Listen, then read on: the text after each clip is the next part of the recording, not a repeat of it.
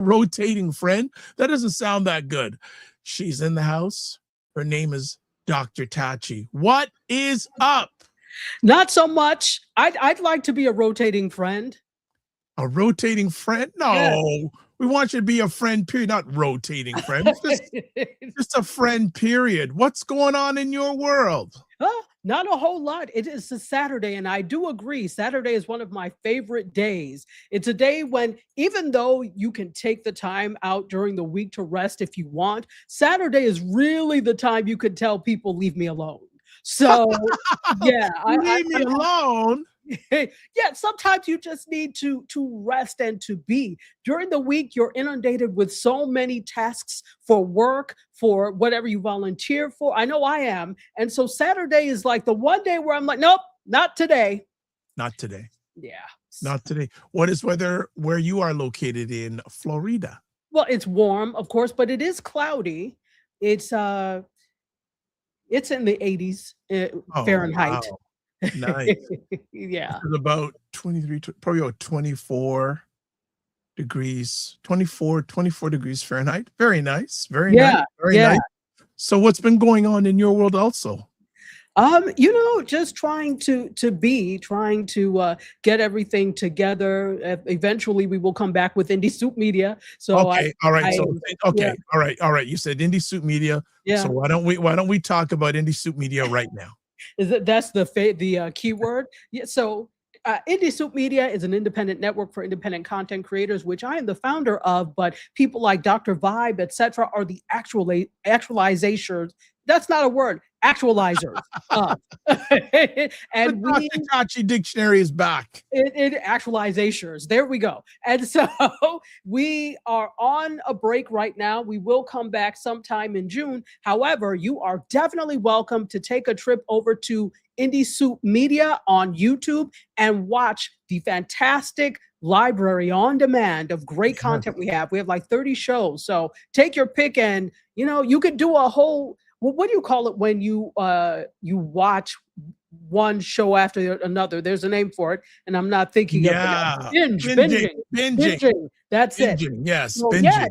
Yeah, take tomorrow and binge. Crawl up under a blanket if you're in some place cold, or even if you're in some place hot, turn on the air condition and then crawl up under a blanket and watch away. Sounds like a plan. Yeah. Sounds like a plan.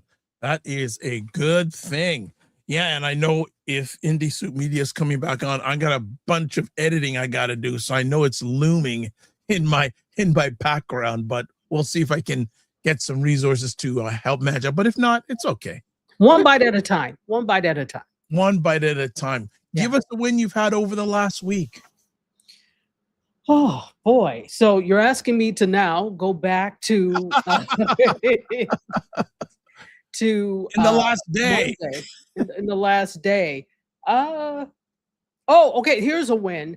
Yeah. I get my meals delivered now, because when I was, not feeling well, I didn't feel like making anything. So my sister actually found a meal delivery service that's like around the corner. What? And she just got me a whole bunch of meal delivery things. So and it's really good, very fresh, chef prepared. Nice. And so usually I don't really cook that because I don't feel like it. But I did take some time this week to make a few things. So I was like, and then after I did that, I said, I see why I don't cook as much, because I'm tired now. But again, that's the recovery process. I'm still in the recovery process, and it still tires me to do, like, I was on my feet for like hours. I'm like, oh yeah, no. I don't mind cooking. I just want no interruption. Just give me space to cook. And don't interrupt me. I love to cook too, but what I've noticed now is, like, until I feel a lot better, until I am at that point, I'm not going to be making several dishes at once. Pick one and make that. That's my new mantra. Okay. Myself, I had a number of wins during the week, but I think going back to earlier on the week, 2 weeks ago, Dr. Tachi was on the show. It was a little bit delayed because I Okay, so my main studio is in the basement of my house, and it's a little Yes. cooler here at times, right? So I said, okay, let me put a plug. I plugged in a plug-in heater into my power bar. Boom. So, Dr. Vibe, all this time, you had me feeling very sorry for you, and it was your fault the whole time. Oh, I didn't. Hey, it was my fault. It was my fault.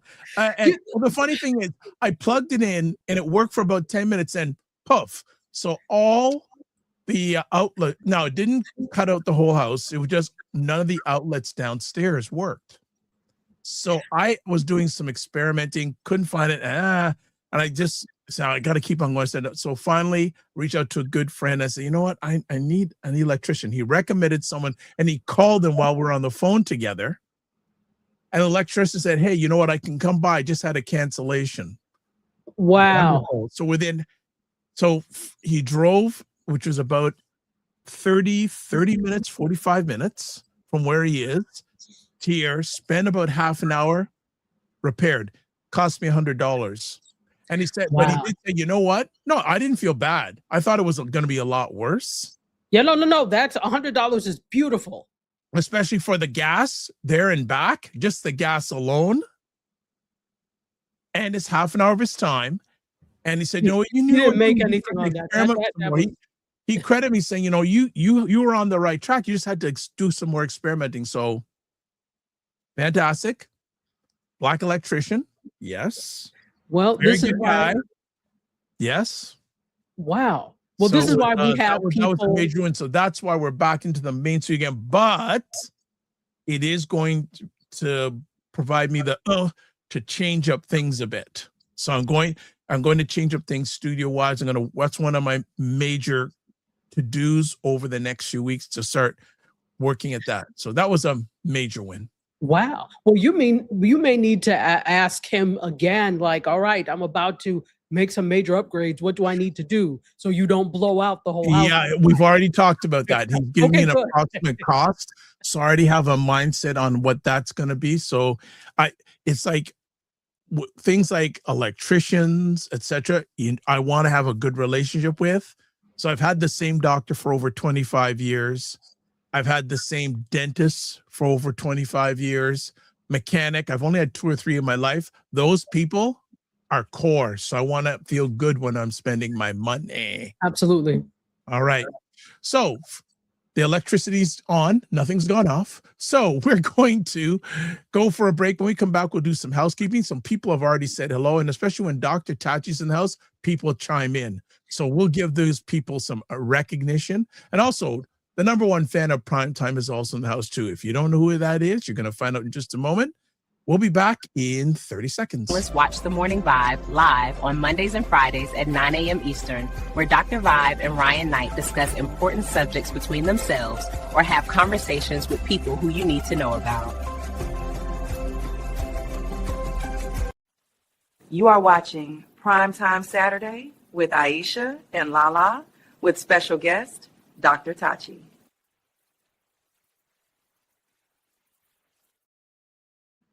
I always love that clip.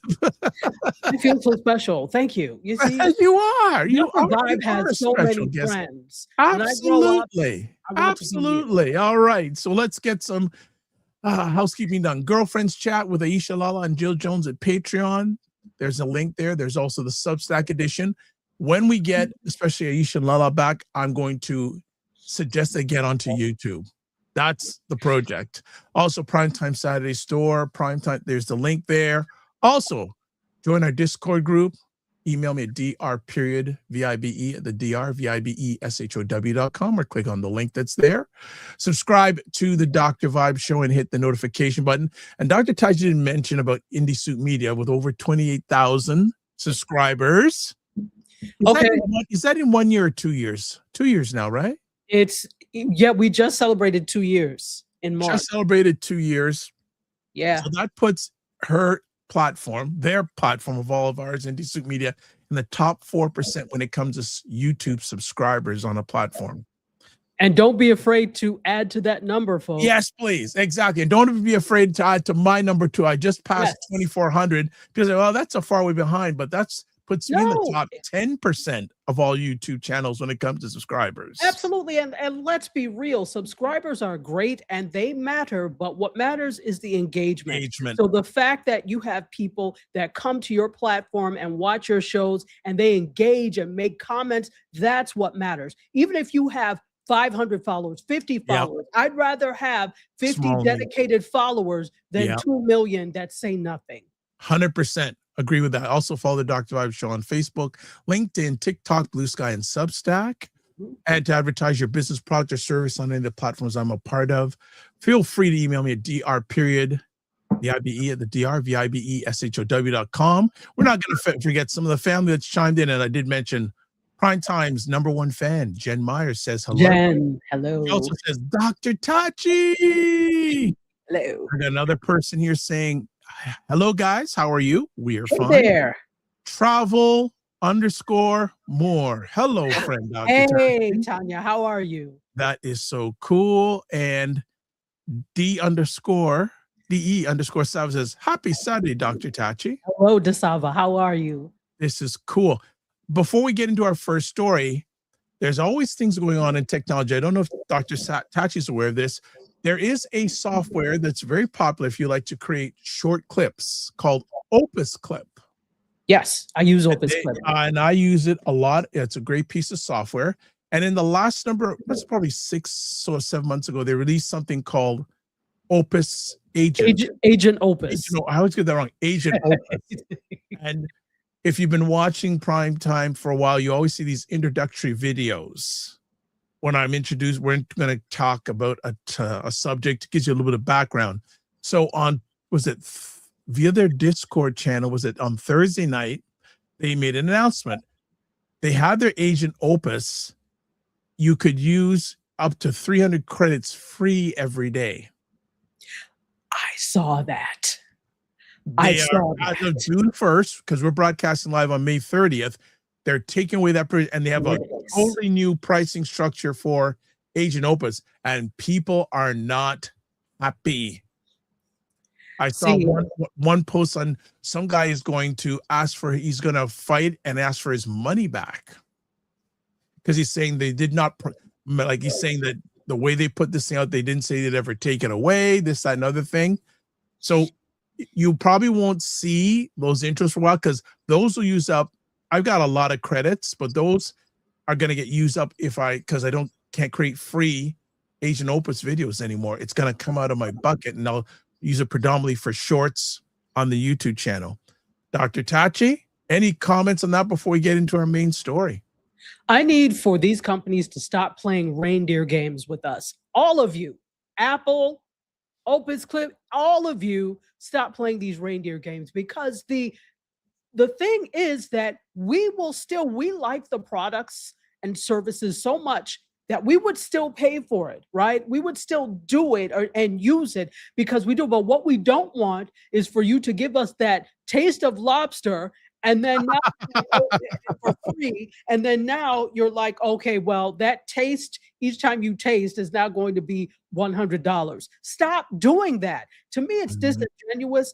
Nobody is trying to preclude you from profiting or making money. After all, you're not in business to be our friends. You are in business to make money. However, you only make money if you have happy customers, because trust me, if there are not other choices similar now, there will be other choices soon. So you won't be the only game in town forever.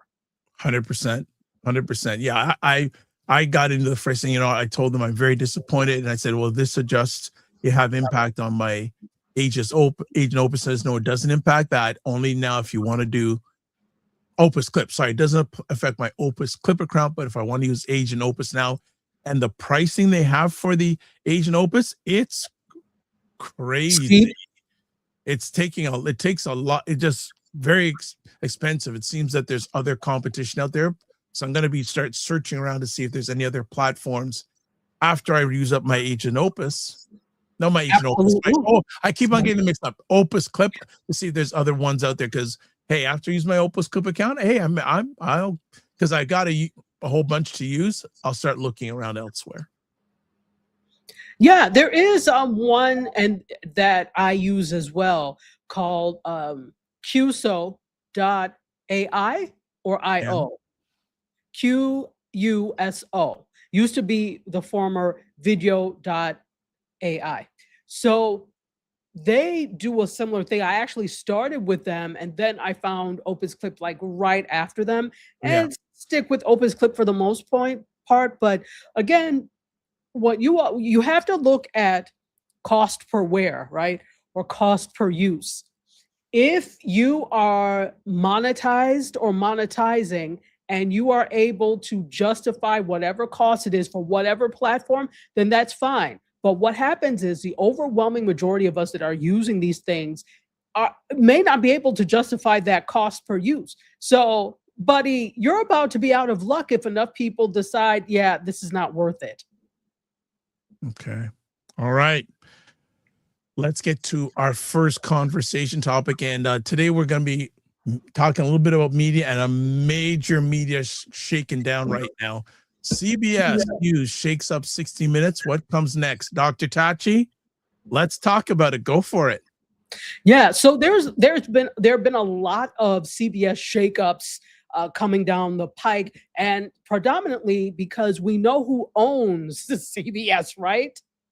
CBS is part of Paramount, and Paramount is owned by who? The Ellisons. So, and it's a well-known fact that the Ellisons have particular political swayings. It's not a word, but I'm making it one. Swayings or leanings. So we saw this with what they did with CBS News, changing out the news chief and that type of thing. And CBS News has deplorable ratings at this point because they're basically putting in people who they think are going to be friendly to the current administration. And so they've taken out people or driven out people that they deem unfriendly and replace them with people who are. All of this, by the way, at the end of the day is about money. Let's just be clear with that. And so now so that happened at CBS News. Another CBS property is 60 Minutes. I'm sure we've all watched 60 Minutes at some point. I remember watching it when I was young with our mother. We tried to fool her like, oh, it's not coming on because we didn't want to watch it. Sorry. Tropics. There are all sorts of things flying around. So, but we always ended up watching it. But there were some really interesting stories. So what has happened now is CBS News has fired Sharon Alfonsi, and they're doing like a whole overhaul of 60 Minutes now.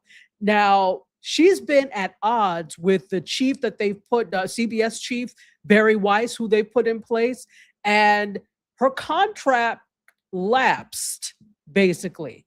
And that was their opportunity to like snatch her out of there, right? Or to push her out of there. And generally when you're in between contracts, it's just a question of when the next contract will be there. Well, this was their plan all along. So they let it lapse. So that's what's happening over at 60 Minutes.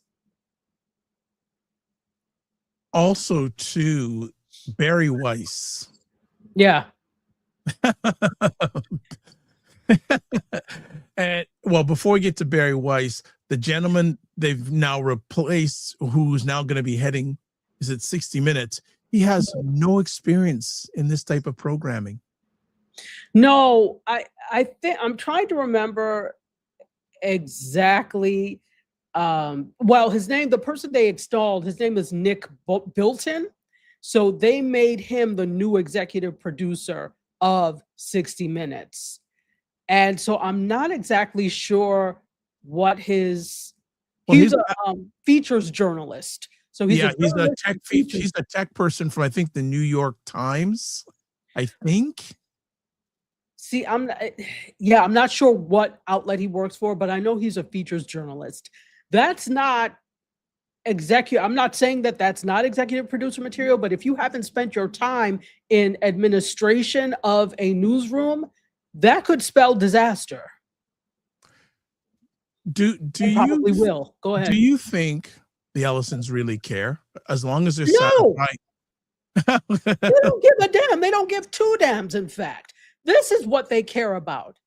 them being on the right side of the people in charge so that the FCC does not ding them for things. So and here's the thing, I think they also preemptively do things that they think are going to be not sit well with the administration. So they'll preemptively pull things and do things. They don't care at all. As long as they are making money, that's all they care about. They don't even care about the administration. Let's be clear. They are friends or friendly with who they have to be friends or friendly with in order to get that dollar. That's all they care about.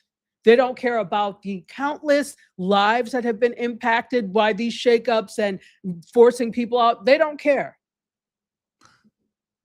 Why?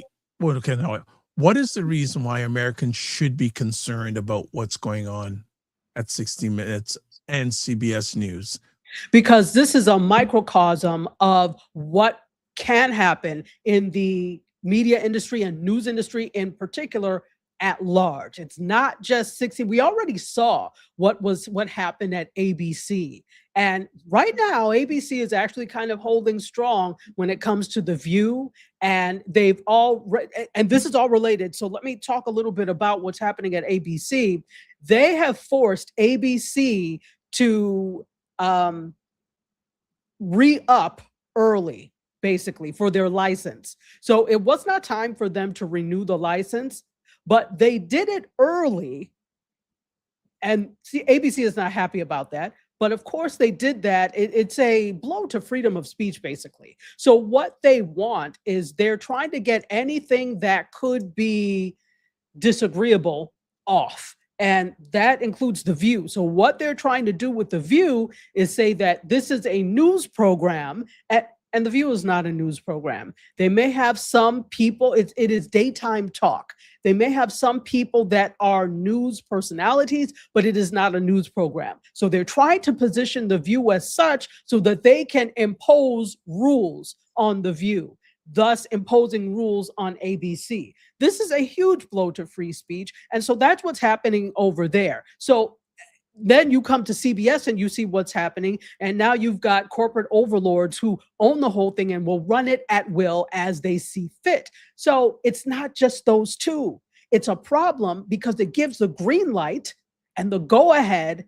to other billionaires who want to be on the right side of who's in charge to go ahead and bid for things that may not even be open. And here's another thing with that. When you have this stupid Brendan Carr that's in charge of the FCC and just doing whatever he likes, again, to stay on the right side of the people in charge or the persons in charge, they can easily then, and because the FCC, it's kind of like the Supreme Court, right? There's supposed to be a balance and it is supposed to be apolitical, but it is clearly not now because what they've done is they've stacked people from GOP side in the FCC. So it's not fair and equal. So even if there is protest, it is very difficult to do anything about that. So what they're aiming to do, and Brendan Carr can then come in and say, well, we don't like this. We're going to, just like they're doing with the case of ABC, we're going to make you renew your license early. And that license can always be denied, right? Unless you do X, Y, and Z. Now, is any of this legal? No, it's not. But the thing is, I think the strategy is tie up the system with so much red tape that it takes forever to get to this and the legality of it anyway. So it's huge and then here's the other thing that's the problem. It affects what we hear. This is why, I don't know about you all out there, I don't trust mainstream media as far as you can throw them. If you happen to be a member of the mainstream media, I'm sorry for you, because I don't trust them. And if you work within that system, you have to work with their rules. Especially now, there's very little room for dissent. And so and I'm not the only one that doesn't trust them. Lots of Americans don't trust them. In fact, if you go, there was a Pew study that was just done, And I can't remember the numbers, but it's not a large number of people. There's always been mistrust of media, mainstream media in particular, but now there's even more mistrust. And the more you have people, corporate entities that buy out these media outlets, the less trustworthy they are. You people are not trustworthy. I hope you're hearing me. You people are not trustworthy. You've not proven yourselves in the past to be trustworthy, and in this future, you're not proving yourselves to be trustworthy. So that is the problem. We can no longer trust the sources from which our information comes. So it's an issue. It's not just CBS. It's everybody. Okay. Got some comments here. D_Salva says the current climate is not about certain people having experience these days. And also says credibility is eroding more than ever. And it's interesting because the buzzword these days seems to, is meritocracy, not just these days, but the buzzword was meritocracy. They want people to do things on their merit when the very people that are being installed all over the place are meritless and sub-mediocre. They'll just put in anybody that says, yes, sir. Okay, what I'm going to do is, and so just to give some people some insight on what's going on in regards to CBS, I'm going to read from an article. Yeah. A lady named Celia Vega. Okay. So 60 Minutes correspondent Celia Vega said Thursday that she was fired and issued a blistering statement in which she accused CBS News of, quote, censorship both imposed and self-driven, unquote. Vega, who joined the prestigious news magazine from ABC News in 2023, said her contract wasn't up until March 2027. The network did not respond to a request for comment. Vega got the axe in a major shakeup at the long-running show. CBS, oops, sorry, that went crazy on me. There we go. CBS editor-in-chief Barry Weiss ousted the executive producer, Tanya Simon, who's been with CBS News /60 Minutes for over 25 years, and replaced her with Nick Bilton, a former New York Times tech columnist and Vanity Fair contributor. Sharon Alfonsi, a veteran 60 Minutes correspondent who clashed with Weiss over a segment on 47's immigration policies, also exited after her contract was not removed. Here's Vega's full state message here. Quote, I was fired today. My contract as a correspondent for 60 Minutes was not to expire until March 2027. I have the utmost respect and admiration for my colleagues at 60 Minutes and the stories that air every Sunday. But I very much fear what comes next for and for the future of the legendary broadcasts. In recent months, my producing teams and I have experienced efforts to insert political bias into our stories. Reporting teams have held back on submitting story pitches about important news topics out of fear of internal repercussions. Let's call it what this is: censorship, both imposed and self-driven. It is dangerous for the show and dangerous for democracy. I held the line and refused to incorporate suggestions that offend the conscious, a phrase I borrow from a colleague who has also fought to keep questionable editorial suggestions away from the facts. I know from many conversations with my colleagues that many producing teams and correspondents working on the show today have had to fight to maintain editorial independence with regularity. I am far from the only 60 Minutes correspondent who has asked herself, quote, what is my personal red line? How much can I push back before I pay the price, unquote. I am proud of the work I did for 60 Minutes. This season alone was part of the team. I was part of the teams who won two of the highest honors in our profession, a George Polk Award and a DuPont Columbia Award for our coverage of Venezuelan migrants sent by the 47 administration to El Salvador Celat prison. And not for nothing, I climbed Mount Everest. I also walk away with the honor no one can take away from me. I was the first Latina correspondent to ever be on 60 Minutes. Today, I lost an amazing job, but I still have my integrity. To my former colleagues, continue to hold the line. And it's, sorry, go ahead. No comments, go ahead. It's very sad, actually.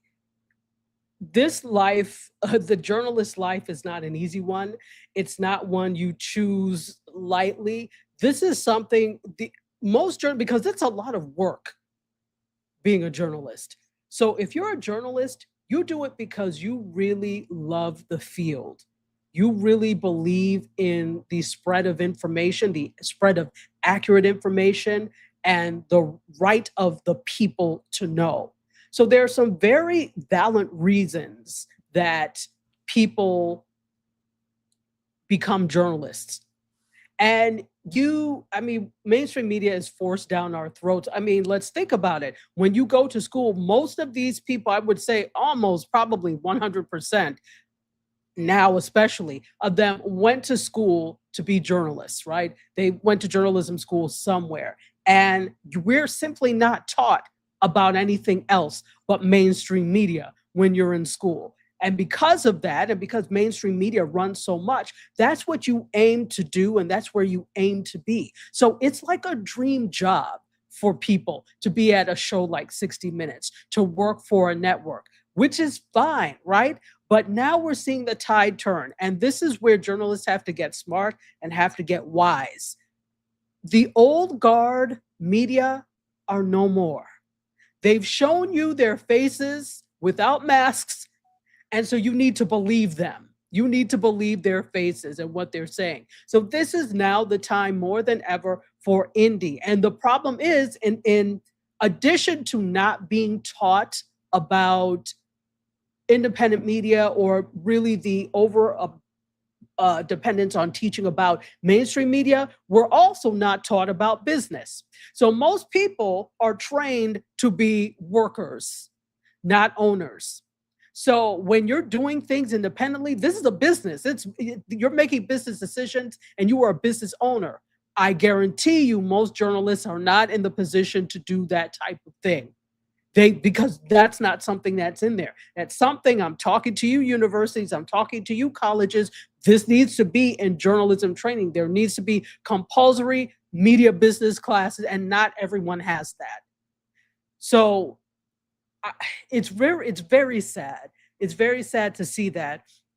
But now is the time and here's the thing, you've known this for a little while. You've known there's been an attack on media for a little while. I think people just closed their eyes and went straight ahead, and hopefully nothing's in my way and I don't stumble. So you've known, but you had a comfortable job. Now you don't have comfortable jobs, or nobody's seat is safe.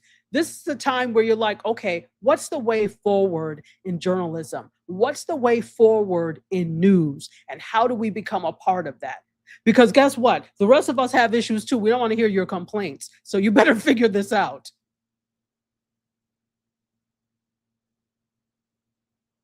Good points as always, Dr. Tachi. We've got here. I got a comment here. Let me put D_Sava says, not in the position, nor are some willing to put the work to be independent. It takes work to be an entrepreneur. It does. And I don't want to make it seem like, oh, it's so easy. Just start your own network. When it's not easy. I understand that.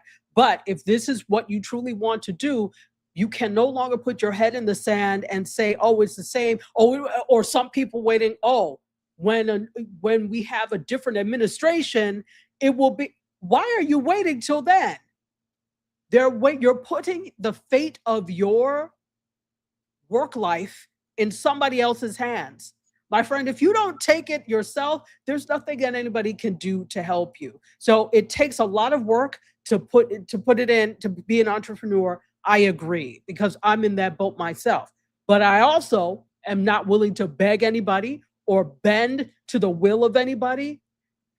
I want to say what I know to be true without interference from somebody else to bend a little. Not doing it. You have to be the same.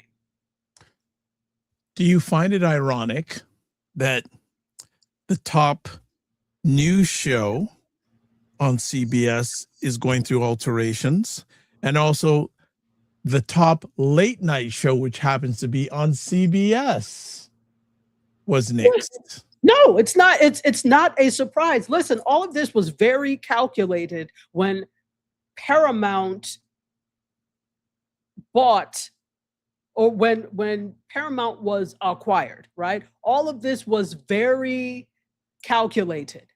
So they have a plan. Stupid as we think the plan may be, they have a plan. They know everything that is owned by all of them. Why do you think, and we can speculate all we like and they can tell lies all they like, but why do you think Byron Allen was denied the opportunity to purchase BET? BET is part of Paramount now. Remember this.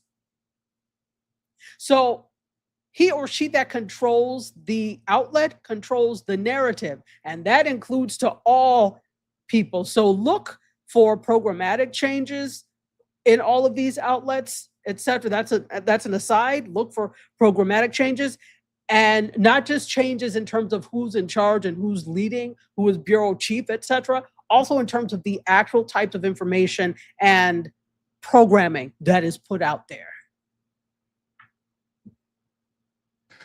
What conversation, have you had any conversations with any other people in your community about what's going on at CBS? Has anyone talked about it, or is it just, hey, that's the price they pay, they're independent content creator? I really have not had conversations with people. First of all, I don't, and I probably should, but I don't commingle a whole lot with other people in the same space. I do, but I do because a lot of people I commingle with are also faculty, but in terms of people that are working journalists all the time, I don't. And it's hard. And part of that is them. But sometimes journalists act untouchable. I will say that. Okay. Especially the larger ones. And that has to do with the outlets they may work for, certain things they can't do. I get it. But so most of the people that I'm in touch with are like media faculty, journalism faculty, that type of thing. And we haven't had the conversation yet, but believe it's going to come up this summer. Is what's coming, AEJMC, the Association for the Education in Journalism and Mass Communication. So I don't generally always go to their conferences, but I know this summer usually happens in August. That, in fact, I think I've only been twice. So they are going to be discussing this. I know that for a fact. But what I need for us to do on the academic side as well, because I'm both, but what needs to happen on the academic side is it needs to go beyond just talking about it, because this is what they're going to do. They're going to write papers, submit them to journals, talk about them at conferences, and that's going to be it. Now, we need that. We do need the people to research to understand what's going on, but then it stops there. My thing is, you're the person that is best equipped to do things like, all right, so what's the alternative? And you ought to be teaching students what's the alternative. What are the alternatives? If you are a communication major and you intend to go into news, the traditional news avenues are quickly eroding, not just because of what's happening now with people buying up things, but also the old media is not what people are watching. They're looking at TikTok, they're watching YouTube, they're looking at Instagram, and there are lots of people are getting their news from social media. So are you training them that this is the way it's going and this is how you can get in there? So there's a lot of shift that needs to go in there. So the answer to your question is we haven't really been talking about it because that's not always the topic of conversation. It will come up at conferences. I can guarantee that. I know NABJ will probably be talking about this heavily, but right now I'm not hearing those conversations as much. Okay. I want to dig in a little bit more with you in regards to this. So with this shakeup happening, with a 60-year-old news program, is this normal evolution or is this a crisis moment for traditional TV news? One crisis moment for traditional TV news. I think the fact that they do these studies and see the percentages of people, particularly young people, who get their news from social media, that should have been the first alarm. Because again, you're not there, you exist now. Here's the thing, these outlets exist in the now. And to me, it doesn't seem like they make any future plans, because my thing is, why are you investing so heavily in this old technology and old media when you know that a segment of the population who are about to be decision makers are the ones you need to inform over on other platforms. But they don't do it. This is what they do. They just regurgitate what they did on television onto social media. That's not a plan. That's not a plan. And if that's your plan, go back to school and get your money back because you failed. Business 101. Okay. All right. Got it. But let me just say that I do understand that change is difficult and change is expensive.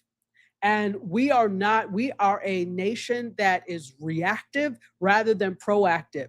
So if it works for now, that's what we'll continue to do. So many people that work within the traditional media outlets, legacy media, corporate media, they're working how they've been trained to work. They are participating in the ways that they've been trained to participate. So I do understand that, and it is not a scathing rebuke. The reason that we have independent news now is because we had traditional news first that kind of set the path for us knowing what we know about the world, right? Whether it's newspapers, radio news, or television news, or news that we get from internet. So DeSava says, yes, calculated and orchestrated to be in place before the election. BET doesn't really exist anymore. He also says they say BET doesn't exist the way we knew it or expected it to exist. And it's been on the decline since Johnson sold it. Let's just be clear. And this is several years ago. Right. So CBS, says it wants, quote, harder investigative coverage from 60 Minutes. What does that actually mean in practice? And who decides what counts as hard, unquote, quote, hard, unquote, versus soft, unquote, news? So CBS, as you know, has a lot, not CBS, 60 Minutes, they really have human interest stories because they have news stories, but they're not looking at, these are the facts. Such and such strike happened at such and such a time. These were the people involved. Good night. They're looking at who was the individual that was affected by this strike? Who was the off the beaten path individual that we normally would not speak to? That's what 60 Minutes does, right? They really are trying to draw on human interest. And so my only guess that what they mean by hard news is more not just investigative reporting, but something more that mirrors a traditional newscast. That's what it sounds like to me, but that's not what 60 Minutes is. And to me, that's actually code for, we want news that is going to prop up and agree with those in charge. So stop all this human interest stuff. Yeah. So CBS has been cutting off staff across its news divisions. What kind of bloodbath does this do? How does it affect morale, storytelling quality, and risk-taking inside a newsroom from your lens? Let's talk about risk-taking. It is, if you know that your job is in jeopardy, you are less likely to take risks when it comes to reporting. And that's any kind of risk, whether it's like you want to have a story that really digs deeper into things that may dig up things people don't want to know, or if it's that you're asked to give things that show person X in a favorable light. So you're less likely to take those types of calculated risks, which makes the news fluff. It makes it less informative and less of what we actually need to know and less of what we find interesting about news, right? What was the other part of the question? Because I was answering it in parts. You said, what did you say first? Okay, so I'll repeat the question. CBS has been cutting staff across its news division. Mm-hmm. What does this kind of, quote, bloodbath, unquote, do to morale, storytelling quality and risk taking inside a newsroom? Okay, so morale and storytelling, it goes with the risk taking, right? Morale is definitely down. You don't have a workplace where you feel that you are respected and valued and where your job is safe. That has a definite effect on behavior within the workplace and what is produced from that workplace, right?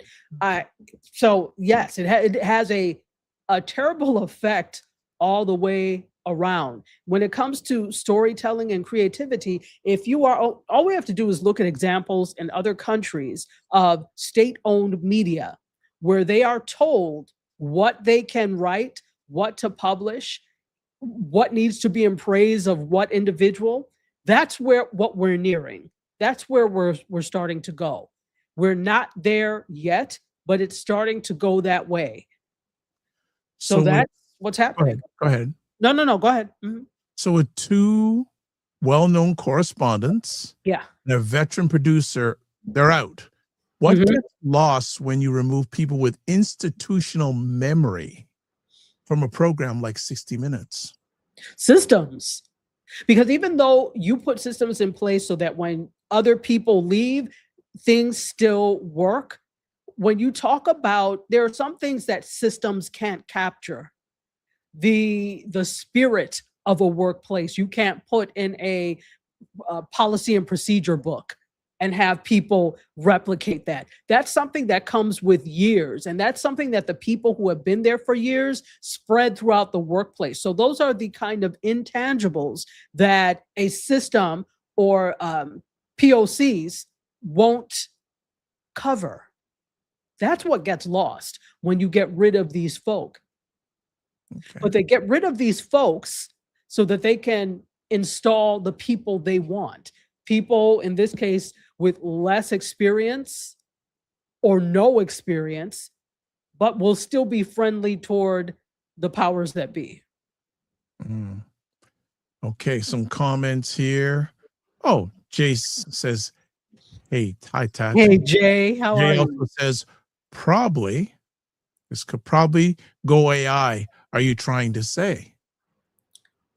You know, that's a whole other argument, but yes, I could see that happening because the thing is, when you have people who don't know what they're doing, they think that AI is the panacea for everything. It doesn't solve all problems. AI is not a replacement for good storytelling and good journalism.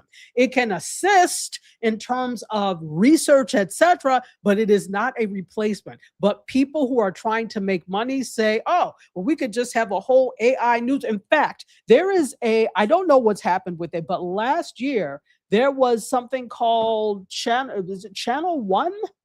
I think it was called Channel One. And it was a YouTube channel and a network that was going to be news, but it was all AI journalists or all AI anchors and reporters that were going to be doing that. I don't know what's come of that. I haven't checked it out lately, but that's what they're probably thinking they can do. It's not going to work, I'm telling you. And then here's the thing, Jay, people are already mistrustful of AI and distrustful of AI. So it's not going to work if now you're presenting me, how am I to believe this? Not one, I already don't like you all. Two, you've already lied to us. Three, I don't trust you. Four, I don't like AI. And five, you're using AI, which I don't trust, don't like, and don't like you, and don't trust you. So all those 5 reasons are big reasons why this can't work. And I can see them implementing it, and not just in smaller ways, but larger ways to save money, because they think it is going to be the answer. And it is not. And mind you, I love AI. I like using AI a lot, and I see the promise. But when it comes to journalism and reporting, you have to use it sparingly, and you have to use it where it is needed, not as a blanket solution to storytelling. Okay. All right. Good stuff. Another conversation piece. When big structures like CBS, when they do restructures, what opportunities or risks does that create for independent media outlets and creators like Indie Soup Media? Say this again one more time. Sorry. Yeah. So when a giant structure like CBS restructures, what opportunities or risks does that create for independent media outlets and creators like Indie Soup Media? So I don't see any risk at all. Well, no, let me come back. Let me come back. There are some risks. Let's talk about the risks and then we'll talk about the opportunities. The risks for some are also opportunities for others, because what happens when all of these journalists get let go from these places like CNN, from MSNBC, from 60 Minutes? What have they been doing? Coming over to YouTube, right? Creating through YouTube, Substack, etc. Yeah. Right. Okay, so this has created tremendous opportunity for them, and they already have an audience from being on mainstream media. So they're bringing their audiences with them to these new places and also forming new audiences, bringing in new audience members, I should say, right? So they're doing that. So that's an opportunity for them. But it's a risk for those of us that are independent, that have been in these spaces for a while, like you, in the streets, the YouTube streets, in the digital streets in general, right? And more recently, YouTube, right? Not that takes away, and I'm not trying to say that these people can't come. Please do, because I think it just makes the space more robust, and we can benefit from the tenure that you've had at these different other places, right? But then, and I talked about this yesterday, right, on the Morning Vibe, this gentrification, media gentrification. So the fact that CBS is doing what it's doing and other outlets like that are doing what they're doing, these journalists and these people in general that worked for these outlets now find solace and comfort in the YouTubes of the world and the Substacks of the world. But then what happens is they get all the attention. And even though there are other people who have been doing it independently, not with a major media outlet or with a mainstream media outlet, I should say, even though they've been doing this for years, now their contributions get overlooked and covered up. That's the problem with this. And so that is a downfall, right? That is a risk with these outlets pushing out people. But in terms of opportunities, it can be an opportunity as well, because the thing that we understand that they don't is that this does not work the same way mainstream media works. So they have even though they have the training and they are used to being on camera or used to writing for people to be on camera, this is different. I mean, there's a huge example. I was working with someone that works for I won't say the person, but works for a major person that has a podcast, a big podcast. So she's the producer for that. So we had her on one of the shows that I'm working with, one of the conversations that I'm working with. And it was clear that her knowledge is very mainstream media. She could not break down and relinquish to embrace what new media is. So that's the other thing. So we have an opportunity because we may have started here, even though I started mainstream as well, but I've always been here too. So we started here. We know this here. We know how to engage our audiences and talk to them. These people have never had to talk to their audience in life, ever. And so sometimes you get there, and granted, sometimes acknowledging the audience comments takes away time from what you do. But guess what? I'd rather talk to the audience and save something for later, because the audience came for you. And what they're not used to is a community. It's getting there. So you look at Don Lemon, and he's got the Lemon Heads, right? He's formed that whole thing. So he's starting to realize, and now has realized, that he exists because of the community of people. Has nothing to do with him being on CNN from before. They know him for the now, and they celebrate what he's doing. And he's gotten much better in terms of acknowledging comments and putting things up and finding that balance. Right? Okay. So that's where it is. So we have even though we've got some gentrification in these media streets, we know how to deal with our audiences. We know how to say, hey, we know how to say, thank you for coming. Listen, I know almost where every single one of my audience members is watching from, unless they're new. So I'm like, hey, such and such watching from, that is special. That makes people feel good. It makes people feel noticed. And that's what we want in this life. That's one of our needs, right? We have that need. So there we go. Good stuff. Jay says these companies want to restructure. Excuse me. So paid the newbies less money and these companies get more money in their pockets. Yeah,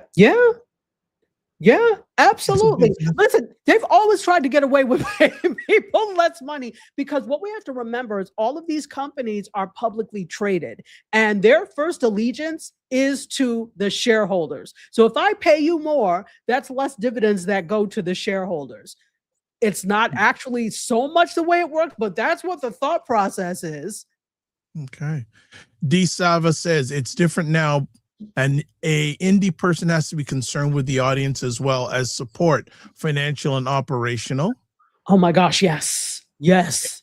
And then also, so you spoke a little about this, maybe you want to go deeper.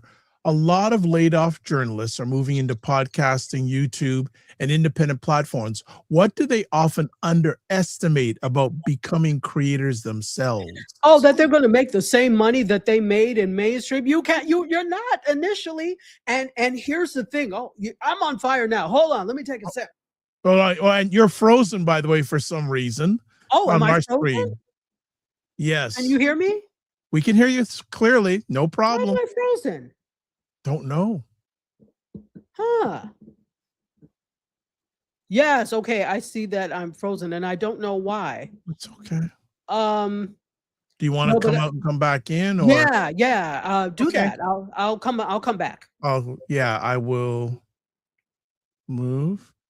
Okay, folks. So Dr. Tachi was all you could hear, but we want to get the full Dr. Tachi. So let's see if we can get Dr. Tachi back. Yes, Jay, yeah, Dr. Tachi's frozen. Let's see if we can get her back on screen. But yes, she's you can tell she's really fired up when I gave her that question about, a lot of laid off journalists are moving into podcasting, YouTube, and independent platforms. What do they often underestimate about becoming creators themselves? Yes. Yeah, I agree. Yes.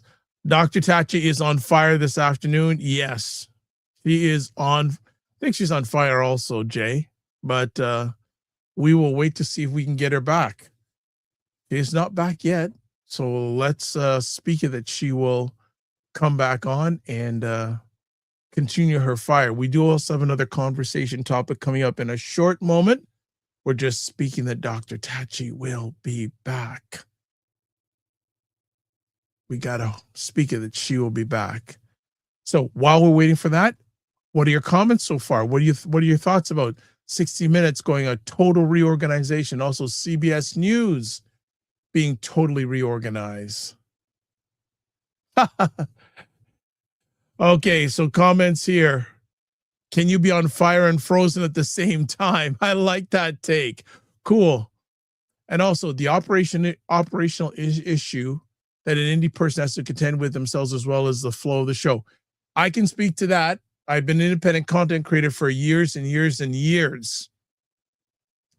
Unless you have a team, which most independent, I would say the majority or most independent creators don't have a team. If they do, it's a very small team. The bigger content creators like a Don Lemon, first example, others, they have a big team that they come to town with. We don't have that. If we have one or two other people, that's a bonus. But a lot of independent content creators do not have a lot of people. They don't have a lot of people at all. Like myself, I'd say I've done over 6,000 online shows. I'd say 80% of them, if not more, I've hosted, produced, me doing it all from the hosting. Now, I don't mind it, but it's nice to get good qualified help. Good qualified help makes it an easier ride. So I get what you're saying. The operation, yes. And DeSalva says, yes, that's the work I refer to. Yeah, the behind the scenes stuff.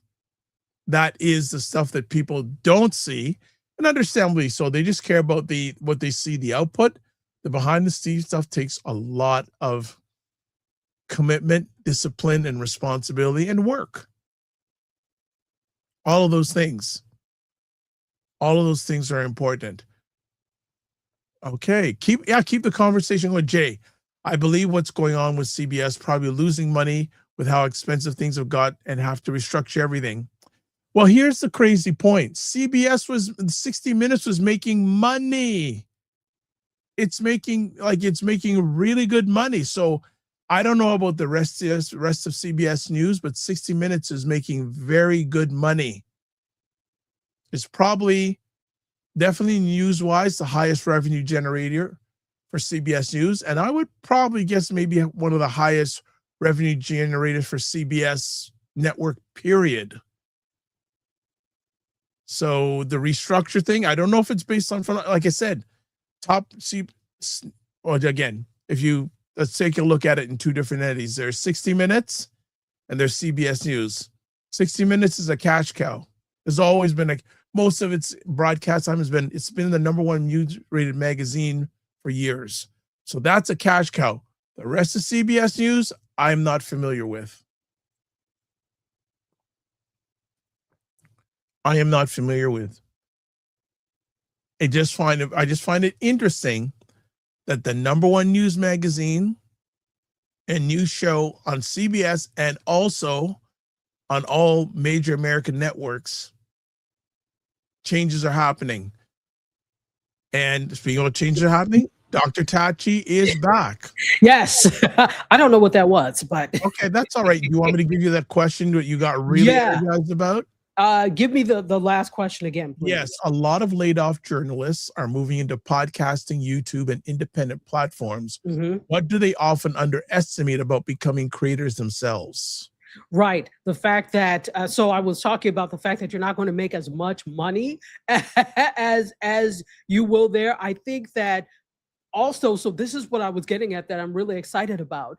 Those of us that have been in this space, we understand, first of all, hold on, let me make sure. Yep, I'm on the right microphone. So those of us that are in the space, we understand that monetization is not just going to come from one stream.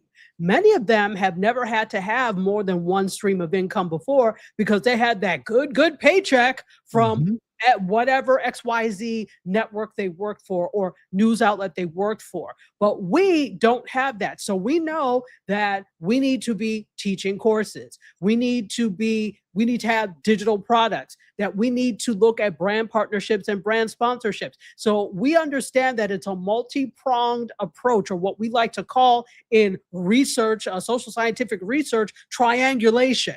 We have to do more than one thing to get to that same result. They're not used to that. So they're probably likely to get frustrated and want to give up when this is the way this system and this world works. But they jump into it, and I don't know how many others they watch that are doing the same thing.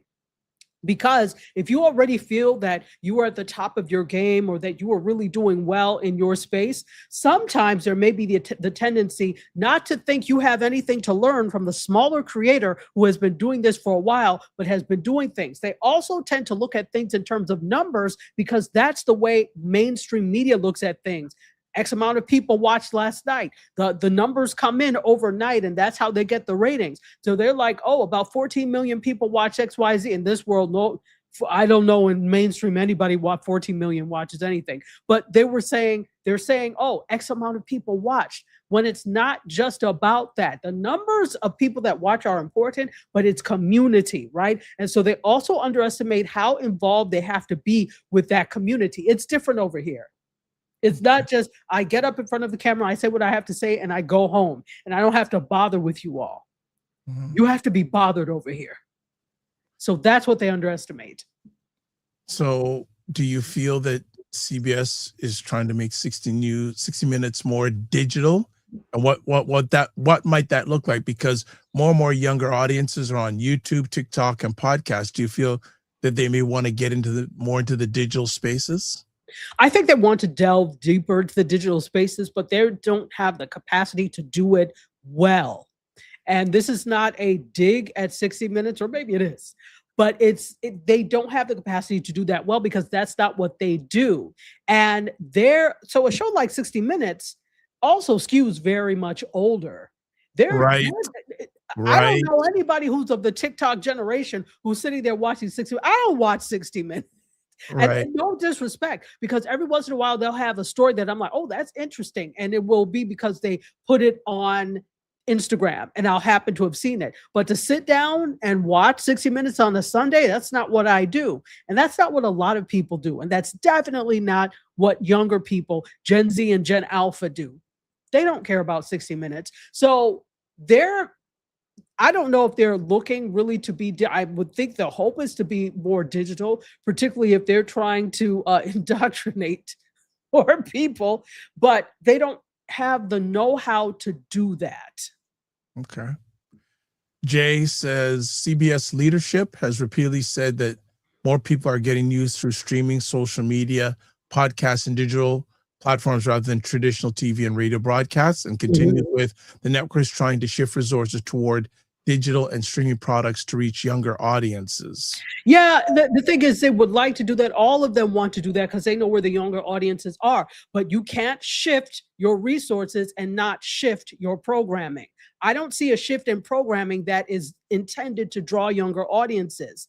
I don't see them. So yeah, I see this. I told you, I saw some news stories it will pop up at 60 Minutes, that will pop up in my Instagram.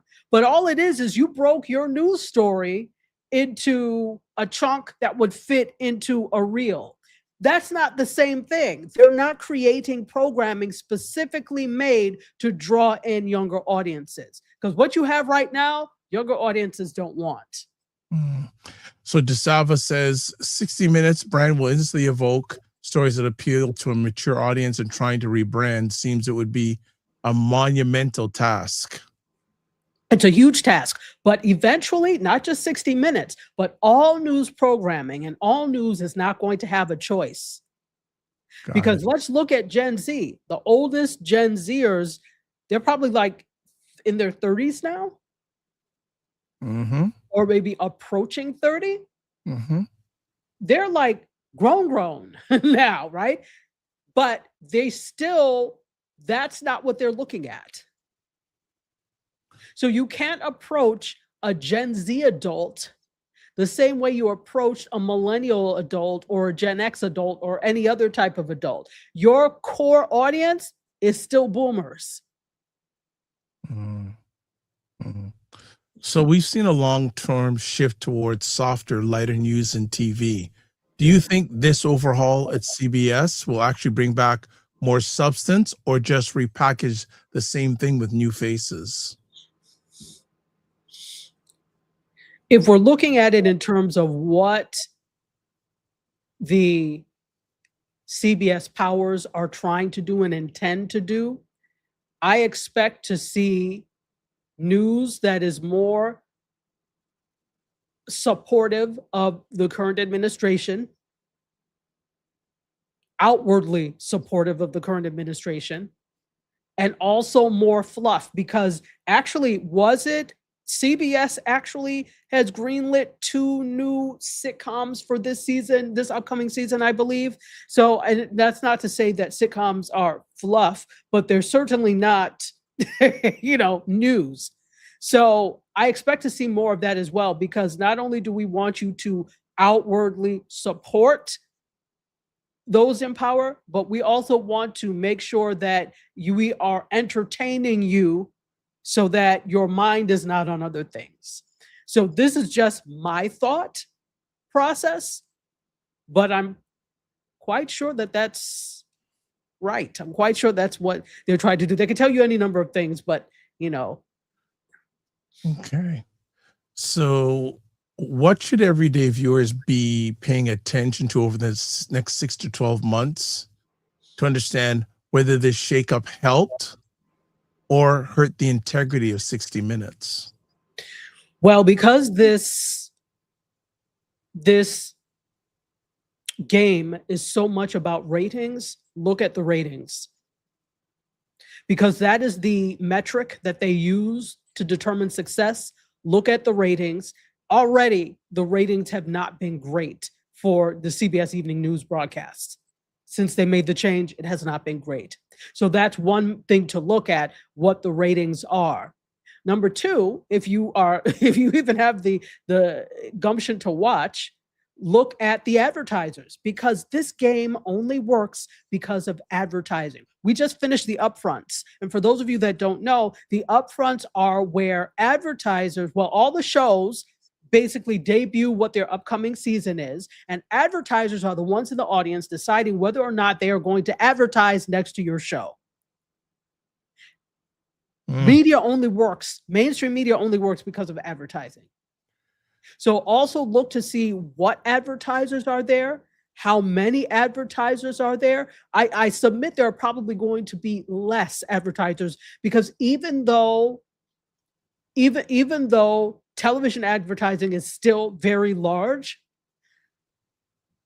the shift to YouTube, I keep saying this shift of YouTube importance. YouTube now is the most watched thing on television sets. Yes. Yep. More people watch YouTube on their television set, and I'm pointing to mine over there, than anything else. Yep. So it's advertisers are not blind to that fact. So what we'll probably see in television advertising is less and less importance. So I think watch for those things. Look to see where the advertising dollars are going, and then look at numbers. Okay. Good stuff. So then how can audience better, quote, read, unquote, these kinds of corporate moves, so we're not just reacting to headlines, but understanding the power dynamics underneath? Well, I think it comes with understanding what it is you believe. And already audiences have a tendency, and there's a term for it, and I can't remember, but audiences have a tendency to gravitate toward what they already believe, right? And what they already know. This does not mean you are locked into not accepting other things, but you tend to gravitate toward what you already believe and what you already value. So I think it starts with knowing what you believe and what you value, and going from that point. Because again, if you don't have any values and no belief system, anybody can fool you into thinking anything, right? But in that, your values should not be so, and your belief should not be so airtight that there is no room for reason or other things that may come across for you to make a more informed decision about what you watch. Okay. 2 more conversation pieces and we'll move on to our second topic. For people watching this who love news but don't trust the big brands, what practical steps can they take to diversify their news diet and support outlets that reflect their values? Talk to people. First of all, do a search. I keep going back to YouTube, but that's because YouTube is the second largest search engine. So if you go to YouTube and you put in specifically what you're looking for, guess what? You'll get a list of things that will come up that you can check out. Also, for as terrible as people say AI is, it can be very useful in terms of aggregating things like that. Ask ChatGPT or Claude or Gemini or any of the ones, the LLMs that you use. Ask, what I'm interested in this type of news that covers these types of stories. Where can I find them? It will come up with a list for you, and then you can do the due diligence to see that. Talk to other people too. Every social media platform has groups of some sort. I'm thinking right now of LinkedIn. I'm thinking of Facebook. I'm thinking of some of Instagram, right? But more so, let's look at Facebook and let's look at LinkedIn. They all have groups of people that are interested in different things. Some of that may be news, right? Look for those types of groups, especially on Facebook. You will get all sorts of recommendations for independent news sources to watch. Who's good, who they feel is good. And then good is relative. You probably may like one reporter more than another person would. But as long as you get the information, truthful information now, that's what matters. So those are some steps I would suggest people taking.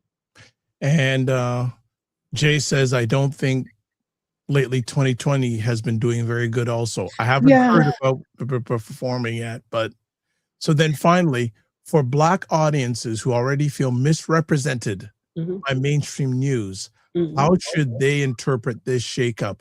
A chance for better coverage or a cue to double down on independent Black-led media? You know I'm going to say the latter. I don't know what, and this goes for anybody. If you're waiting for them to fairly and accurately represent you, you're going to be waiting a long time. And this is why sometimes I am frustrated with NABJ, because it seems like there's always this need to sit down at this table, despite the fact that they don't want to serve you a piece of pie that everybody else is getting. Why are you so concerned with always sitting down at the table, understanding that those mainstream outlets may be where you work, etc.? But I mean, I'm tired of the bigotry. And you know that's not a word, but I'm sick of the bigotry. Stop doing that. So my thing is double down on independent media that is, so if we're talking about melanated, double down on having melanated owned independent media. And then just independent media in general that has a conscience. Because the media that is relevant to us is not always going to be melanated. It's not always going to become melanated, especially if you live in a place like Canada, if you live in the US, if you live in Europe. It's not always going to just be about you. And you should want to know what's happening in the world around you as well. So looking for media outlets, definitely melanated own and doubling down on that, but also those outlets that are on the side of right that are actually fairly reporting news. Independent. All right. DeSava says this shakeup will have nothing for Black audiences now because it offered very little before. They didn't give a damn before. They surely give less than 2 dams now. They don't care. They don't care. That's why I don't beg these people for anything. And it just, but and everybody doesn't have to do what I do. But it bothers me. And this is why people are like, oh, are you going to this? Are you going to the, like a lot of the events that I used to go to, I shy away from going to now because I'm sick of the bigotry and seeing people, oh, I'm trying to get up here. I'm trying to get up in here. Do your own. So I'm like, whatever. This is why I stay incognito. Okay. All right. We have exhausted this one. And what we're going to do is we're going to move to our next conversation piece.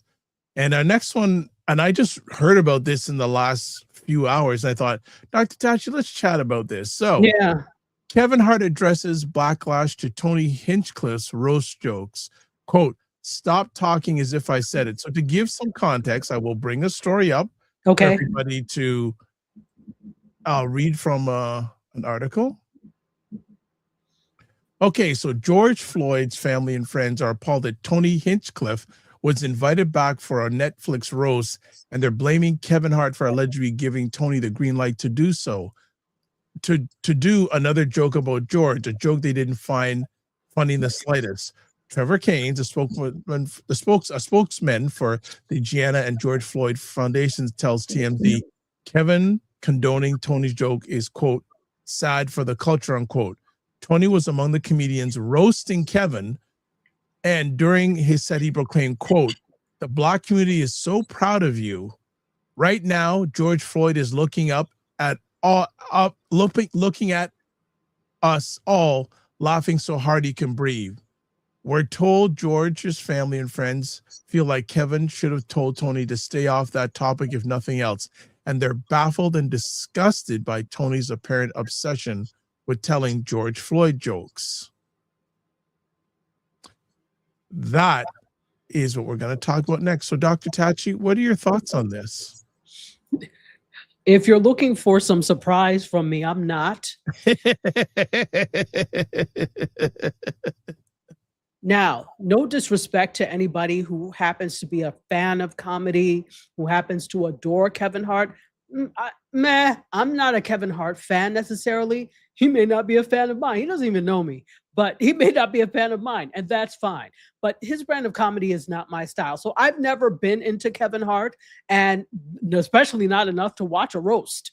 So I actually started to watch it because Shawana wanted to talk about this on Be More.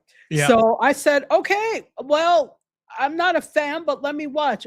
I got past the first, I couldn't get past the first one. I said, I can't. You can tell me what you want to talk about. I'll look at those clips, but I can't watch the entire thing.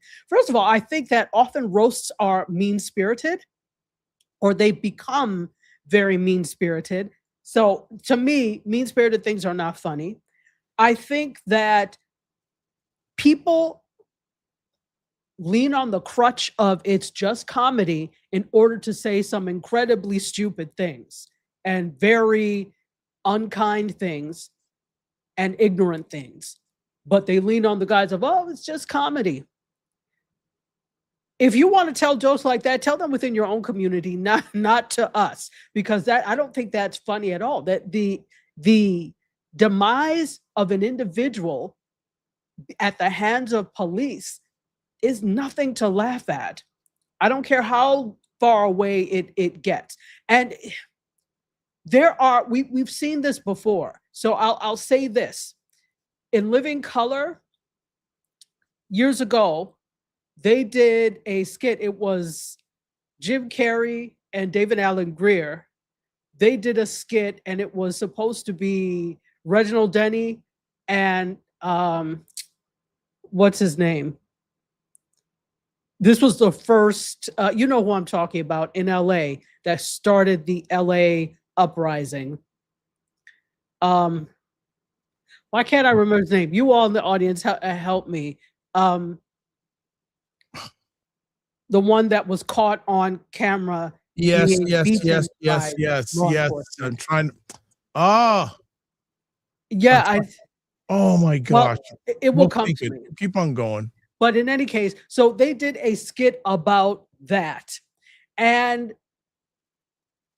that it was funny. They didn't do a skit about the one that says, can't we all just get along? You know who I'm talking. Rodney King. Thank you, Miss Chris. Rodney King. Okay. Yeah, no, not Men on Film. But thank you. That was hilarious. So they did a skit about that. And it was hilarious, but because it had a certain way that they did it, it was not mean-spirited. It was not something that this was in super poor taste. So there are people, and it seems now that there are many comedians who will just take the most outrageous things and say it and think that it's funny, and it's not. Particularly not when you have family members of individuals who can see this. So I think it was deplorable. Kevin Hart himself says this. So he said that the joke wasn't tasteful. And he said, hold on. Yeah, the George Floyd joke, it wasn't a tasteful joke to our culture, to our audience. But our audience that's watching the roast, if you're watching the roast, you get why they're doing that. And he said this to Charlemagne in an interview, I'm guessing on The Breakfast Club. I didn't see it. Yep, he did say that on The Breakfast Club. So, yes, because that's another show I don't watch. So there's so much stuff that I'm like, wow, I can't even bring myself to watch it. No disrespect. Some people may love these things. I don't necessarily. And so it was they said, "You've done good though, Kevin. The Black community is so proud of you right now." George Floyd is looking like, yeah, so that was the joke. And he said, "I wasn't shocked. That's what they do. Go look at 2024's The Roast of Tom Brady. That's what they do. It happens every year when they do a roast. It's not new. This isn't a new agenda. It's not a new approach to comedy." So Charlemagne asked if he went too far and with the joke, and he responded, "It's Tony Hinchcliffe. Sorry, I don't expect less. I don't expect more." So to me, that's kind of like a cop out. Not really. That's kind of absolving yourself of this because it's your role. And but I will say that I don't understand the way that roasts work in terms of our jokes approved ahead of time. Is this something that just came out? So I'd have to know more about that to understand the inner workings of the way a roast goes. My thoughts are these are written ahead of time so they know what's happening. And if anybody knows differently, let me know. But in my estimation, and from what I know, everything that's written, even for these award shows and whatever, there is a whole room of writers that write these jokes. So sometimes what happens is that you bring in a bunch of Black writers, for example, or a Black writer, and then this person speaks for the entire Black community, but we had a Black writer. And so what? As they say, all kinfolk, all skin folk are not kinfolk. It doesn't matter. Yeah. So DeSalva says the latest defense from Kevin confirms he doesn't have anyone close to him that will tell him the truth. His friends are buddies, and buddies are now kissing the ring. JL says, Tachi, no lipstick today. I do have lipstick on, okay. But it's a nude. There you go. DeSalva says it seems no matter how successful some get, have their own, etc., they will still long for a seat at the invisible table and acceptance with that community. They will still accept anything. They will accept anything. Yes. It's like instead of, and Kevin Hart, and he has been doing this to some extent, he has the power to build other tables. He's just not doing it. And there are some people that feel the need, that don't feel the need to do such. So I think also, here's the thing. We as communities, plural, need to stop leaning on these individuals because listen, I'm not expecting, it doesn't mean that he shouldn't have been decent and said something against this, but it does mean that we can't use him as a litmus test and the measure for what is right in comedy or anything else. So why we were expecting fine uprightness from Kevin Hart, I don't know why. If you don't have high expectations of people, you don't get disappointed. I don't have high expectations of him. That does not make it right that nothing was said. But I also am not expecting it because he's now on a certain level. He's on a different plane in his comedy career. He has now reached mainstream stardom. A lot comes with that. And often that comes with shut up and don't say anything or just let things ride. But the problem is when you let things ride, then you're left doing all this explaining after the fact. So in your view, did Kevin Hart's response calm the backlash, or does it keep the conversation going? It keeps the conversation going. Just like with this silly Cheyenne Bryant, it just keeps the conversation going. We got a comment here. Kenneth Hart. Hey. Everything is not funny. Some things are off limits. You can't joke with me about my mama. Okay. Now, and this is the interesting thing about comedy, because your mama jokes are that's considered the height of disrespect. You can talk about everyone, but not my mother, right? So it's like in Black communities, that is the way that jokes are cracked, right? The your mama jokes, those types of things. And there are studies that have been done about that, and people jonesing or whatever it's called, right? However you call it. What they used to call it back in the day, playing the dozens, that type of thing. So that comes out of a joking tradition. But at the same time, everything is not funny, right? everything about those your mama jokes or whatever is that. If it's a general type of thing, okay. But then when it gets personal and deep, that's the problem. And I think that's the issue here. It gets personal and deep. And because now, even though he's not really one of them, he's crossed over. So they think, oh, now he's kind of one of us. We have the permission to make jokes. DeSalva says, remember, we used to play, quote, the dozens, unquote. Yeah, absolutely. So then, should the host, producer be expected to intervene if a joke crosses the line, or is that part of the risk of the format? That's the risk of the format. That's not the way comedy works. And I think it's breaking the flow if you do that. The better thing is have things planned ahead of time. And then remember, this is a roast that goes out widely. This is not a comedy club where people are paying admission to get in and it's very small. It's a small venue, those types of things. That's a different type. Stand-up is something different. This is not stand-up. This is a mainstream program where people can be offended.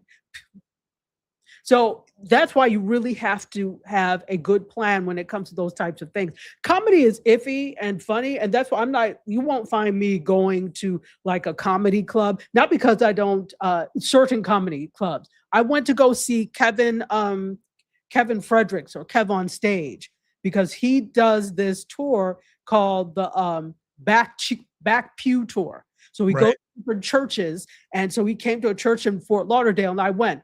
Hilarious. It shows that you can be funny without being vulgar, without being extra and too much. The whole thing was hilarious. So then, is there a difference between approving a roast format and endorsing every joke that happens inside of it? Well, if you're approving the format, then you're also approving the jokes. Okay. So then, let me just say, so look who's in the house. Food Plane is in the house. Hey, Food Plane. What's up, DS? And then someone saying here on your platform, not everyone is invited to the dozens. That's an inside group thing, not for wide distribution. That's exactly correct. That is a niche, small thing. So if somebody, an outsider, tries to come and play dozens, people just look and they get quiet because who invited you? That is definitely a cultural thing, not for cultural outsiders. So you're absolutely correct. Food Plant says Sinbad is a great example of that. And then DeSalva says, got it here. The dozens were meant to hurt, harm, and dig in a collective wound for a race of people. We understood it. The jokes were loosely approved. Right, exactly. And so now what you have is a mixed company, okay? And when you have mixed company, the rules of what we keep sacred should apply. But some of us, when we get to certain points, think everything is open for discussion and it's not. It is not. That's why we have the problems we have now. So do roast jokes, in your opinion, have to be offensive to work, or can they still land without targeting deeply sensitive material? I think you can roast people without being very deeply offensive because they weren't meant to be, really deep. Because if you watch people play the dozens, if somebody takes it too far, they're wow, that's too far, right? There is a point that it can be taken too far when you talk about the dozens. So when you go to a roast is supposed to be a lighthearted jabbing at the expense of the individual, and the roast is actually really supposed to be praise, right? It is praise. The person is being honored, and they're doing so by kindly, poking fun at them, but it gets deep. This gets deep rather. And honestly, if you have to go that low and that deep in order to get laughs, you're not a very good comedian. So why do you think the backlash focused so heavily on Kevin Hart instead of staying on the comedian who delivered the joke? That's an excellent, excellent thing. So I think the thing is, the overriding theme is that this is his roast. He was in charge. he should have handled it. That's the overwhelming theme. I think this is another thing as well. We can look at this, and I'm not trying to say that comedian, the other Hitchfield, has a lot. Is it Hitchfield, his last name? Hitchcliff, I think. I keep saying Hitchfield. Hinchcliffe. I'm not trying to say he has a lot of power. Hinchcliffe, sorry. Hinchcliffe, sorry. Hinchcliffe, Heathcliff, yeah. Henchman.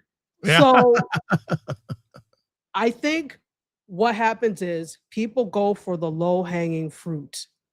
They go for where they think they can actually achieve an outcome.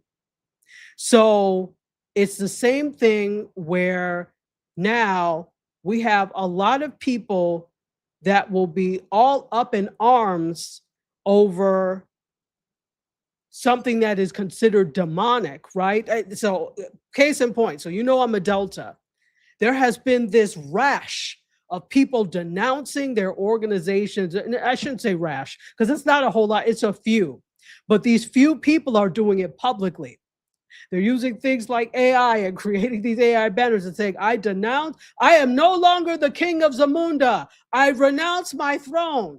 My thing is, do it quietly. Who cares? You probably weren't active anyway. But there's a whole wave of people doing that.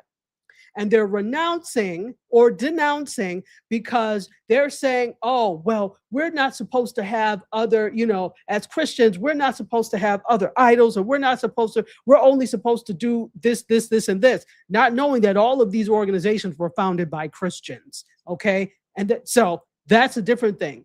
But people are all up in arms about this and they're being demonic, but say nothing about the demons that happen to be running the country right now. Why? Because the D9 is low hanging fruit for them. It's something they feel they can reach and is achievable. They don't feel they can achieve anything else at the other levels. So I would say this same thing to the people who are saying Kevin Hart feels attainable. The other one doesn't.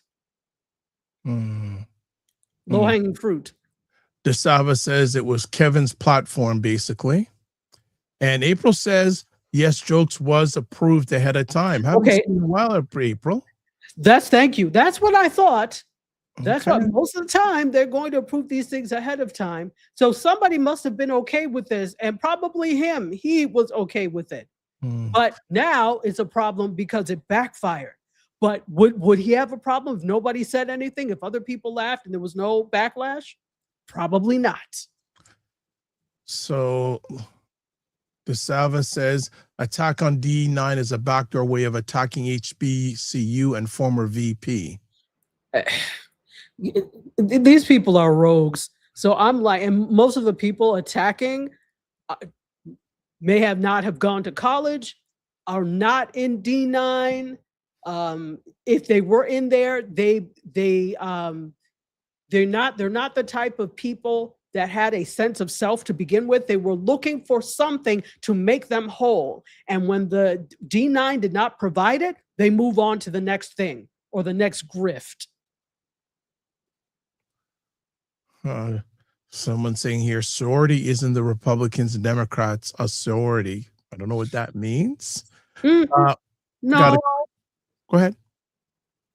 No, I mean, but if we're looking at the term, what fraternity means, what sorority means, those are Latin terms that basically mean brotherhood and sisterhood.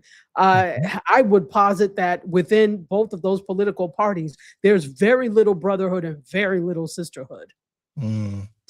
So do you feel people are judging the roasts by entertainment standards or by moral standards? Moral. I mean, I'm also judging it by entertainment standards because I couldn't get through it. My God. To me, I'm really not. When I say things, folks, I don't want you to think that I'm always throwing shade. I think sometimes the way I say things just sounds shady, but I'm speaking from my experience. I could not get through it because that's not my type of comedy. I don't find roasts like that particularly funny. I don't find those folks particularly funny, particularly Kevin Hart. So that's just me. But I think people are judging it from an entertainment standpoint, but they're more so judging it from a moral standpoint. Okay.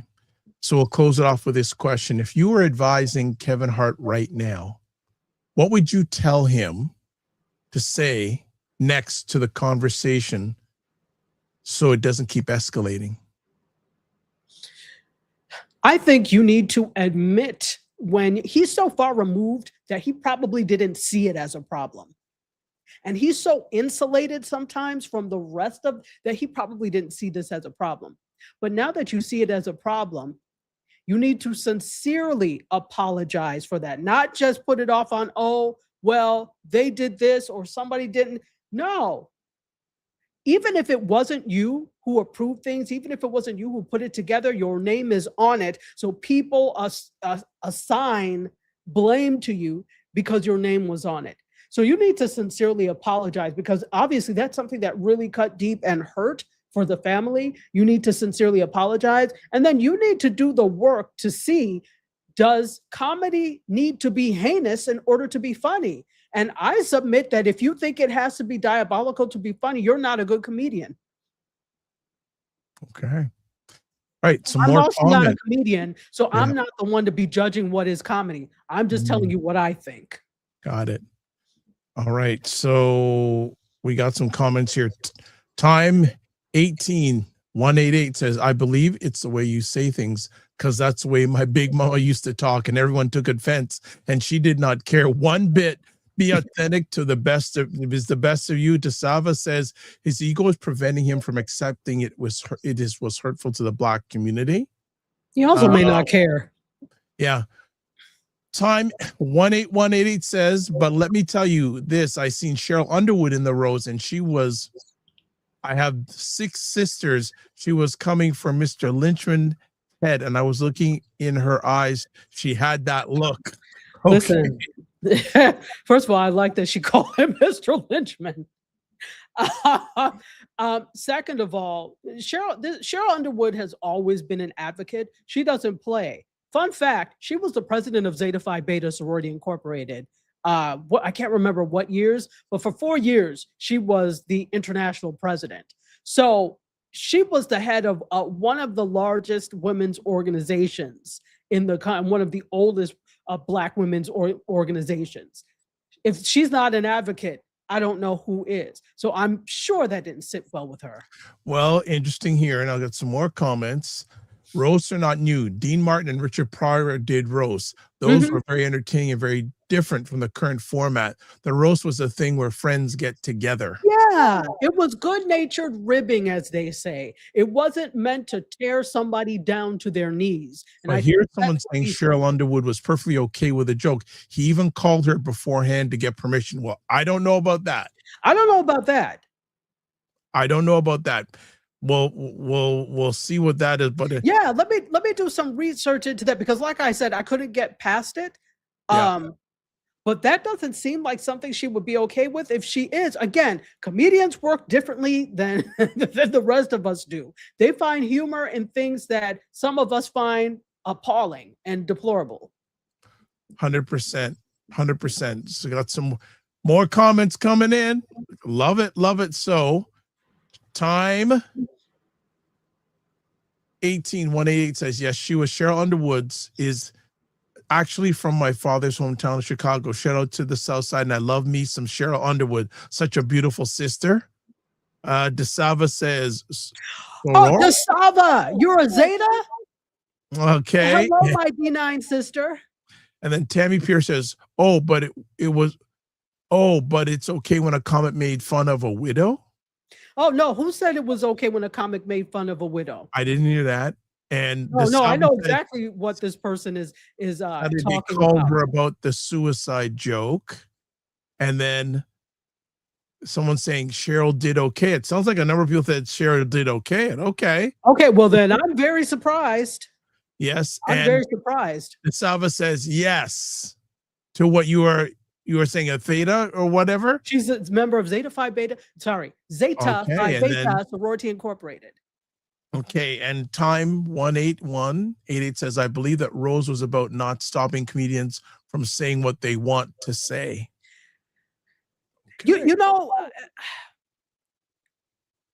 there are lines of decency when it comes to things. And here's one thing, to the point that this other person was trying to make before, George Floyd was unalived because of racism. That other person, that other deplorable person, they were the ones that inflicted such racism that was responsible for the unaliving of George Floyd. Let that sink in. And I know it's probably a bot, but I want for people to be able to differentiate between the two. Two totally different things. So I think I've heard Cheryl even joke about it. Wow, that's interesting. We may have to do some research on that. Yeah, I didn't hear that at all. Very Wow. interesting. Very interesting. I wouldn't have said that I was okay with it. Yeah, I Because know. no, I would not have. And then you're going to be, this is another thing, because, you know, in addition to him taking the heat, people love to make melanated women, particularly Black women, the scapegoats of things. You're going to take that on? I wouldn't have. Wow. Well, if that is true, that's concerning. It's very concerning. But that is very, very concerning. All right. Yeah, I'm going to do some more research. Look at this. More says, Time says, I love Cheryl Underwood's roast, and I like the fake Cat Williams and Kevin Hart's makeup apology hug. And I think The Rock killed it to be rested. The Rock was funny. And I heard The Rock was funny. I heard The Rock was funny. And here's the thing. Say what you want about Cat Williams, but he will tell the truth. Right? Yeah. And he's brilliant. So he may not be great in everything, but okay, that's an exception. I've watched Cat Williams specials, and I've actually used them in my communication classes to teach. So, wow. Okay. Yeah. Mm-hmm. Okay. Miss Chris says, joke about her husband. I haven't heard this joke, so maybe I need to hear it. Gustava says, the roasts have become tainted because we've adopted that, quote, they are invited to the cookout, unquote, mentality. We think them be around, and hearing us jokes gives them a license to go hard on us like we do. Exactly. And then, you know, there's something, again, it's cultural. The way we poke fun at each other and the way we do things, it's very cultural. And so when people that are members from outside the culture try and do it, not understanding the history, even if you hear us do it, that doesn't give you license to do it. And the thing is, people try to erase culture in this country. That's the problem. They try, we're all one thing. Rubbish.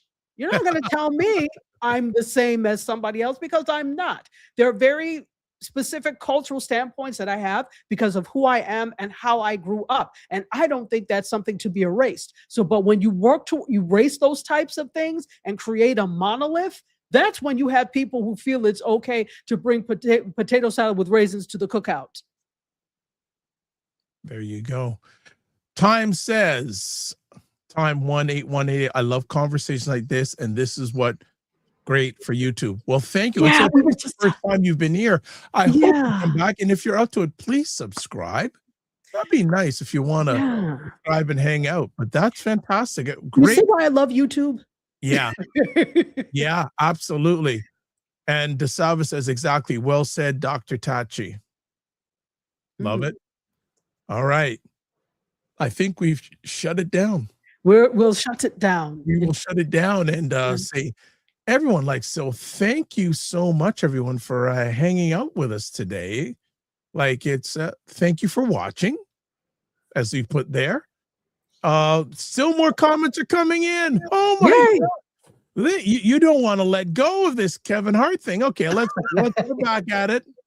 So Time says, Cat Williams is so brilliant. I was confused to see him up there, but it was great to see him up there for us as a people, whether the hug was fake, but for him to acknowledge Kevin was big. That's it, because he didn't have to come, right? 100%. 100%. Okay, now I think we're done. All right, so let's close it down. And my goodness, this conversation was another beautiful one, Dr. Tachi. Yeah, it was great because it's in my wheelhouse. So, That's why we had you up here doing the thing. Let me just see any more comments. and the contributions from the audience were just bar none. Thank Look you. at this. Desava says transparent moment, washing dishes and watching you guys at the same time, putting those gloves on and off to type. That is, so it's probably taking you a whole hour to do your dishes because of that. Thank you. That is, and you know what, Desava, actually one of my favorite things to do is wash dishes. So I feel you. I love watching dishes. Time says, I love this. I really appreciate a real doctor, and one doctor I can really get with is Dr. Cheyenne. Oh, we talked about that last 2 weeks. You better watch last week's show. Dr. Tachi went in on Dr. I really can't get with this Dr. Shane Pepper. So if go to first of all, I hope you can subscribe to the Dr. Vibe Show YouTube channel. Last week, 2 weeks ago. Was it 2 weeks ago? We talked about Dr. Cheyenne. So it's on the channel. So definitely check that out. And we will just be calling her Cheyenne Bryant from now on. She has not been able to produce any receipts that she is actually doctor, so she is Cheyenne Bryant. It's disrespectful to me and other people who have actually done the work. There you go. There you go. And Desava says, yes. Okay. All right. All right. So let's do some final things. So first things first, I want to just say so our regulars who are taking a break for a while, Aisha K. Staggers, if you want to get a hold of her, there's her at Instagram, at AK Staggers, Medium, AishaKStaggers.medium.com, Blue Sky at AKStaggers.bsky.social, and Friend of Media, friendofmedia.com. And on Substack, she's Aisha K. Staggers. Also, Laura Lala Key, LauraKey.net, and that's her Etsy store. And there's also Buy Me a Coffee link. So all this stuff is on my platform, comments wise. You can check that out. Dr. Tachi, she's got it simple now. Mm-hmm. linktr.ee/_dr_TACHI. For me, easy. taplink.cc/the DRVIBESHOW. Also, you can watch replays of this epic conversation on the Dr. Vibe Show on YouTube, Facebook, and LinkedIn, and the Dr. Vibe website, the DRVIBESHOW.com. Let's see if we got anything else. There's still one more comment. Oh my gosh. And says, I should have been here for that. For what? For the conversation when we talk about Brian. Well, it's from 2 weeks ago. 2 weeks ago, it just, it's there. So go to the Dr. Vibe Show. Okay, look at this. All right. Desava says, enjoyed. Thank you. Time says, rest in peace to Kevin Samuel, who actually put people together. I believe Kevin Samuel were getting couples married. And if he was not telling the truth about Vivica A. Fox, there is a Jesus. Well, Kevin Samuel was problematic to me, but that's a whole other conversation. Yeah. You know what would have been interesting? If Kevin was still alive, to get Kevin and Cheyenne Bryant in the same room. They probably just would have agreed with each other anyway. Yes, that's true. That's true. All right. That's it. That's all. How do we close? Oh man, there's comments are still coming. Desava goes, Kevin Samuel. Oh. I mean, may he rest you guys well. Bring up all these interesting people at the end of the show. But that we do this all the time here especially on the Saturday afternoon show. So please check it out. The comments are still coming. Says, time to stay blessed in life. Never lose faith in the Lord, and especially in yourself. Amen. Love that. Is a beautiful closing message. Desava laughs about the craziness. It's all good. All right, I'm stopped because you guys will put it down and we'll never get out of here. So this is how we end it off. Live your life as a dream. If you can dream it, you can make it. Sometimes you have to get small to get stronger. Block assumptions. Aim bigger, aim better, aim higher and wider. Love, faith, and respect. Don't just manage your time, manage your energy. Remember to give yourself grace. And if you're not making money, make history. Try to do both. And as always, make it better. And if you haven't subscribed, please subscribe because we want you to hang out. And thank you for all the engagement today. God bless. Peace, y'all. Keep the faith. We'll catch you soon on these digital streets. Bye.